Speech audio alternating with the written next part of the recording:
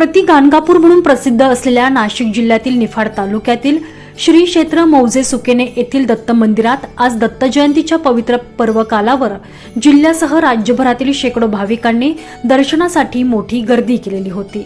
संपूर्ण परिसर दिवसभर दत्त नामस्मरणानं दुमदमून गेलेला होता। महानुभाव पंथामध्ये दत्तप्रभू हे पंचावतार आद्यकारण मानले जातात, त्यामुळे महानुभाव पंथीय या मंदिराला दत्त मंदिर या नावाने ओळखतात। आज दत्त जयंतीच्या निमित्तानं पहाटेच्या वेळी मंदिरात विशेष धार्मिक कार्यक्रमांचे आयोजन करण्यात आलेले होते।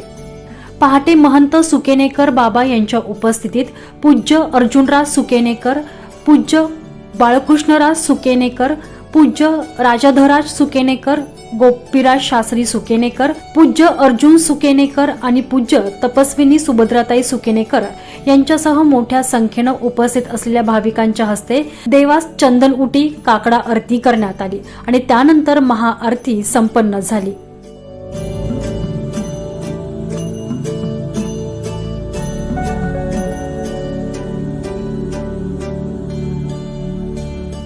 यावेळी मौजे सुकेने येथील ग्रामस्थ मोठ्या संख्येने उपस्थित होते।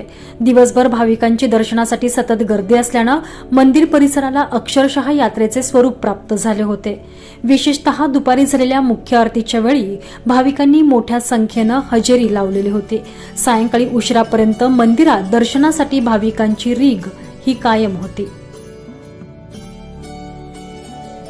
निलेश सगर, नाशिक रिपोर्ट न्यूज, मौजे सुकेने।